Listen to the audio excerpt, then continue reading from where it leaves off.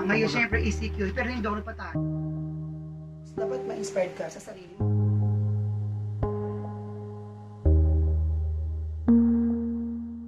Ako si Yeye Datiles. Ako ay mayroong salon sa Crossing, Calamba, Laguna. 19 years ako nagsalon. So, ngayon, dahil natigil tayo gawa ng ating pandemya, so hindi ko alam kung paano mag-umpisa uli ang aking panibagong buhay. COVID is dead.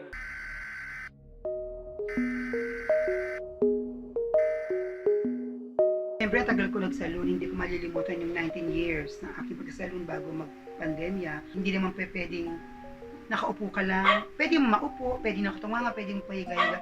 Siguro maboboring ako, maluluka ako. Kasi ko alam paano ko simulan ang aking buhay pang araw-araw. Dahil nga dati ako nasa line of beauties, debut, weddings, events, lahat ng klase ng kasiyahan. I was there and I was present. So umuwi ako halos madaling araw na dahil sa trabaho. So dahil sa pandemic, sa quarantine, lockdown. So hindi ko na alam kung paano pa ako magsisimula. Halos isang buwan na akong nakatunganga, nakatambay. One day, dumating yung pamangking ko, nagtinda ng isda, tulingan nga. Sabi ko, wala akong pera, inilok niya ako, utang daw. So, hindi ako nagdalawang isip, kinuha ko na yon. So, ginawa ko, niluto ko, in-upload ko sa Facebook. Luckily, meron sa akin nagtanong kung ibinebenta, which is yung si Kapitan ng Playa, tsaka yung isang. So, hindi na ako nag-hesitate na ibenta, which is tanghalian nga namin talaga lang nagkataon namin nakagusto. So, binenta ko na. So, hindi ko alam kung paano ko i-deliver. So, nakita ko yung bisikleta ng kapatid ko. Nung araw na yun, nung masold out yung tulingan kong 8 piraso, yung pinagbentahan ko, nagpunta ulit ako ng palengke. Doon na nagsimula ang aking pagluluto sa panahon ng pandemya ng ECQ. So, alas 2 ng madaling araw, nag-start na kami mamalengke. So, uwi na kami ng 4 or 3:30.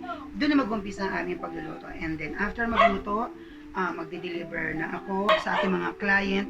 So, online ang ginagawa ko. Online selling aking pagtitinda. So, wala akong tindahan personal sa labas ng bahay. Kung hindi, puro lahat social media ang aking ginagamit. So, naging okay naman until now. Buti na lang na andyan ang price gas. Kapag naubusan ako ng pangluto, isang tawag ko lang, sigurado madideliveran ako.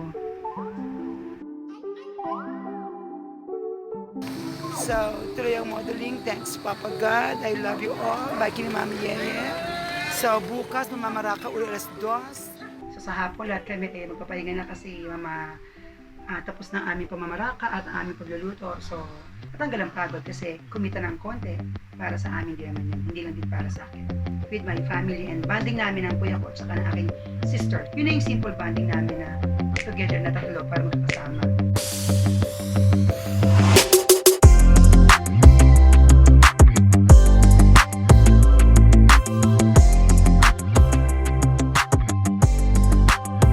At ako, si Yeye Datiles at ito ang Priceless Moments ko!